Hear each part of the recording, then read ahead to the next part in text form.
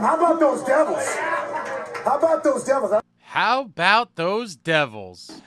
Welcome back, Devils fans. It is your host, Ace, here on Running with the Devils, where we are talking New Jersey Devils hockey all year long. Please hit that subscribe button, smash the like, share with a friend. Thank you very much.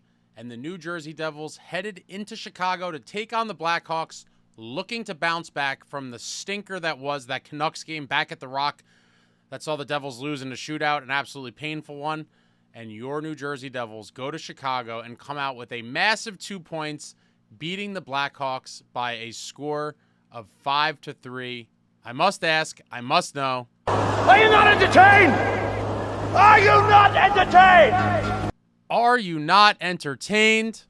Coach Sheldon Keefe goes right back to Jacob Markstrom, looking to get him back to an elite level of play that we saw in December and January. He struggled since he came back from injury. They go right back to Markey in the pipes. Shimo Nemitz back on the blue line. Chalowski is out.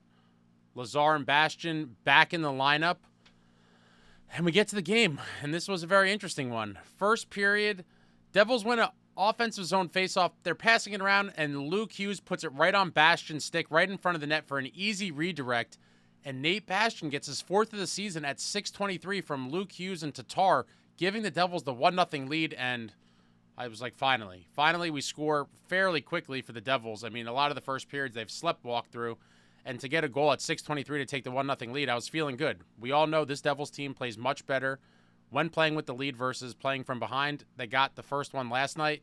Love to see that. First period continues. Devils on the power play. They get the puck down low to Mercer, who's at around the goal line, and he sees a path and he immediately just charges, goes right to the net, cuts the net hard, and it looks like he scores. But no, Timo Meier, in fact, touched it last. Give me fuel, give me fire, give me that which I desire.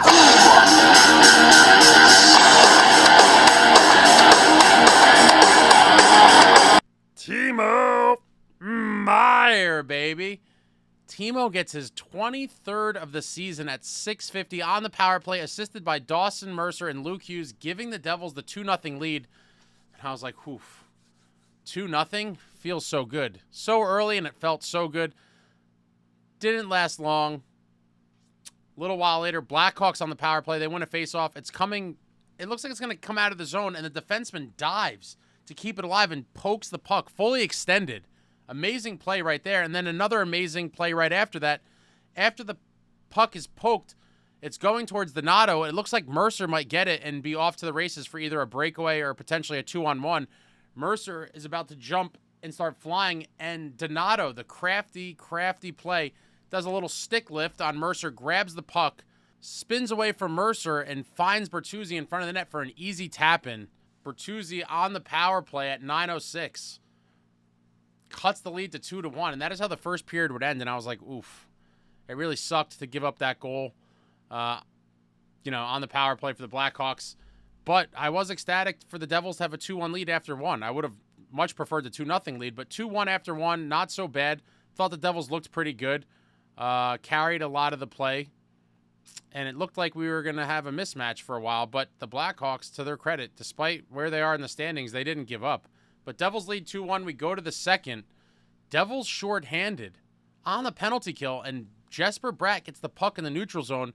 He comes up the ice and he drops it back real nice for Palat, and Ondrej Palat just snipes one high glove side. He's got 2 cups, and that's a lot. Ondrej Palat. Ondrej Palat registers his 14th shorthanded at 3:14 to give the Devils a 3-1 lead, assisted by Jesper Bratt. Love to see it. What a shot by Pally. Devils with a 2-goal lead again, and after that I was like, all right, we got it back. We're up 2 again. Can we just put our foot on their throat and just run away with this game? Never could happen, though. New Jersey Devils, the cardiac kids, always a roller coaster, have to make it interesting.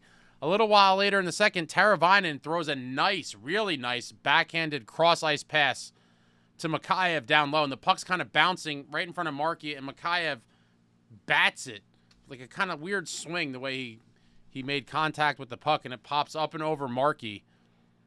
Mikheyev at 5:26 cuts the Devils' lead to 3-2, and I was like, oof. Can't we just peel away with this game? But no, Blackhawks 3-2. A little while later, we had a very big scare. It appears as though Donato scores a goal when he deflects one in front of Markey, and Markey immediately is gesturing at the refs and saying, high stick, high stick. They show the replays. One of the angles, it looked like it was very high above the crossbar, and then a couple alternate angles looked like it was a little bit closer. And I did fear that because it was ruled a goal on the ice, I really thought they were going to try to say, like, they couldn't tell and it was inconclusive and try to screw the Devils to give the tying goal to the Blackhawks. But sure enough, after review, it's waved off. No tie game. Devils still up 3-2, and I breathed a sigh of relief. Scary times. I thought we were well on our way to a meltdown. That goal being waved off was massive in the game. So Donato's goal called back, no goal. Devils still up 3-2. Later in the period, Devils on the power play, and they're buzzing, passing it around, and Luke gets the puck to Mercer. Mercer takes a step, gets right in the circle, and just fires a beautiful wrister into the back of the net. At 11:01, Mercer's 16th of the season from Luke Hughes and Jesper Bratt gives the Devils the 4-2 lead. Love to see Mercer get one. We all thought he had one earlier in the game before they changed it to Timo. And Mercer with a beautiful shot. And Jesper Bratt, his 64th assist. He keeps pushing that single-season assist record higher and higher. He was tied with Scott Stevens at 60, and then he finally broke it with 61, and now it's at 64. Let's see how high he could push this thing. I'm hoping for 70+. What an amazing season for Jesper Bratt. Devils leading 4-2 after 2, and I was like, okay, we've seen this before. They were up 2 goals going into the third period against the Flames at the Rock last week. I'm like, it cannot happen again. No letdowns. Close this game out. We go to the third. Couple chances for each team in the third, but it remains no goals in the third period. And we get down to the final few minutes. Chicago pulls the goalie, and with the extra attacker, a shot from the point, juicy rebound in front, and Nazar puts it in to cut the lead to 4-3 with 2:50 remaining. And at that point, I said, oh my God. Obviously, all of us, just a feeling of nausea. You're just like, how many times are we going to watch the same horror movie over and over again? So now the Blackhawks have 2 minutes and 50 seconds left and down a goal. Luckily for the Devils, they were able to thwart all attacks. Timo Meier missed a wide-open empty net. I thought Timo was going to get one there. Unfortunately, he missed it, but luckily it didn't come back to bite us. The Devils hold on, and eventually Stefan Noesen gets in all alone and buries it into the empty net at 19:47. His 20th of the season. Congratulations to Stefan Noesen. The junkyard dog getting back on the scoring sheet. His 20th from Nico Hischier, and that's all she wrote, folks. New Jersey Devils get a much-needed 2 points and a big win on the road in Chicago, beating the Blackhawks 5-3. Wow. What another heart attack-inducing game. We could never just have it easy, but I'm not going to complain. Again, not the prettiest game. It wasn't great. It wasn't the greatest game of all time. I'm not going to try to tell you that it was. But a win is a win. 2 massive points in the bank as this Devils team takes one step closer to the playoffs. And you love it. You got to love it. We go to the game stats. Devils with 20 shots on goal. Blackhawks with 24 shots on goal. Devils owning the Blackhawks in the faceoff circle. 62% for the Devils to 38% for the Blackhawks. Devils perfect on the power play, going 2 for 2. Blackhawks go 1 for 2 on the power play. Devils with 29 hits. I love to see that. Blackhawks with 16 hits. Devils with 14 block shots. The Blackhawks with 10 block shots. Devils with 10 giveaways. The Blackhawks with 19 giveaways. Devils with 4 takeaways. And the Blackhawks with 3 takeaways.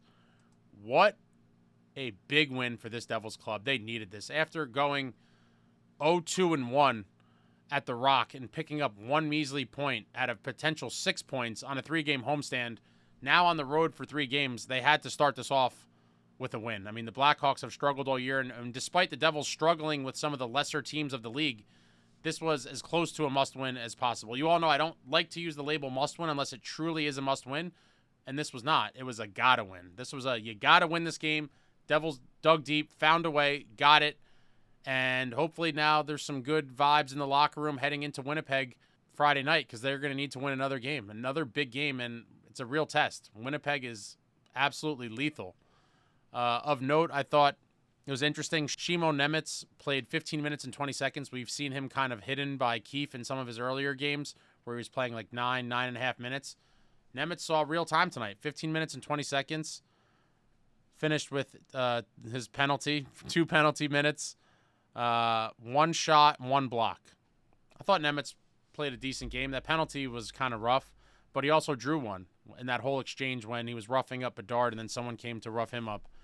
I forget what Blackhawk player it was, but it was pretty funny. That guy lost all of his courage once Brendan Dillon skated over. Dilly saw Nemitz was kind of getting jostled a little bit, and Dilly came over, and that guy was like, whoa, this is a different animal here.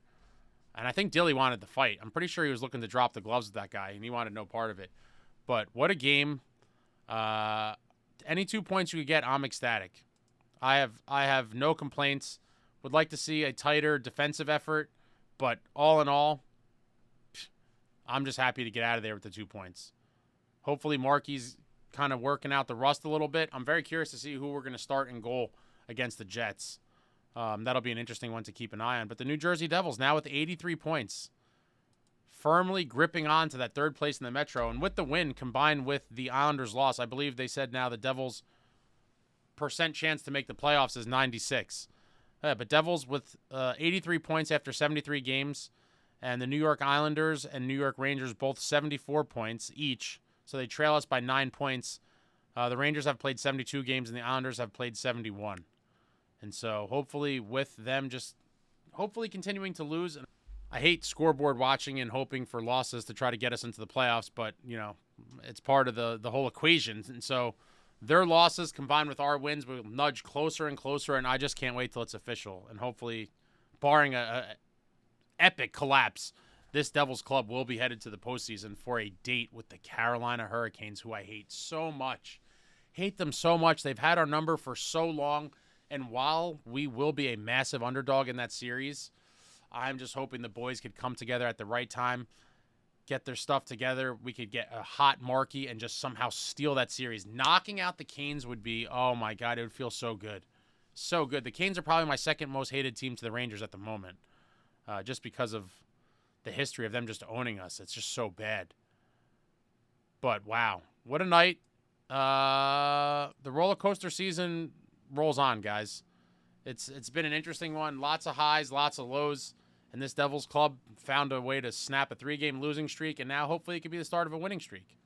Going to be a big test. Like I said, Winnipeg, one of the best teams in the league. Not going to be an easy task by any means. I'm hoping somehow we don't go up against Hellebuck, but I haven't looked at their goaltending situation with the schedule and the way the games have fallen. But Friday night in Winnipeg and then Saturday night in Minnesota. So we're going to see Jake Allen from one of those 2 games for sure. Hopefully he looks very sharp in whatever game they put him in. And then back Monday to host the Wild and Marc-Andre Fleury's last career stop in New Jersey. Shout out to the Flower. I always liked him. Number 2 all-time winningest goalie in NHL history, trailing only the great Martin Brodeur. And I believe Flower is going to be number 2 for a while, if not forever. With the way goalies are kind of coddled now, with these tandem situations and the sports science and all this stuff, guys aren't going to play the amount of games they're going to need to play to even remotely come close to these win totals. It's crazy. Yeah, Flower has 573 wins. I mean, Marty has 691, but even the 573. Think about how hard it is for goalies to get 40 wins now, right? You know, a lot of these guys are only playing 50 games or so. So to get 40 wins is nearly impossible. And to even catch Flower, you would basically need to play 14 and a half seasons of 40-win hockey to catch him. I'm pretty sure Marty's 100% cemented number 1 of all time. No one will ever touch that. And I'm very confident in saying no one's going to touch Flower's 573 either, which is 573 and counting. So, you know, he'll finish with a little more. But what a career for him. But, yeah, let me know what you thought about this game. Throw it out there in the comments. A lot of you are all over. Some people are just happy for the win like I am. I'm not going to needle every single little thing that you didn't like. I mean, it's not going to be perfect. This team is still a work in progress, despite it being so late in the season. Hopefully we could figure out some optimal line combos and just get hot in the playoffs. That's all I could hope for. I just need to get in the playoffs. Playoffs or bust. You cannot miss the playoffs for the second straight season after the 22-23 season we had. It just cannot happen, and Markey is going to will us, baby. He is going to will us. But throw it all out there. Anything, everything, New Jersey Devils hockey, throw it out there in the comments. I enjoy talking to all of you. I'll be back soon. Tons of things in the works. If you did not see it, I did a live chat about New Jersey Devils hockey with Pasha of Spittin' Chicklets. I'll put the link in the description. Very good time talking to Pasha about our beloved Devils and all the things that have kind of happened throughout the season and looking forward. So check that out if you haven't seen it. Link in description. The third part, finally, of the Cam Janssen interview is premiering Sunday night at 5 p.m. Eastern. I will put the link in the description for that as well. So check that out. If you haven't seen the earlier parts of the Cam interview, I would say check that out. I'll just put all the links. I'm just going to throw it all out. Just look at all the links in the description. I'm hitting the mic. I'm breaking everything. All right, guys. It's late. Long day, long night. Check the links in the description. Lots of things in the works. More stuff to come. Thank you all for watching. I love you all. Like, comment, subscribe, and all that jazz. Until next time, friends, let's go Devils.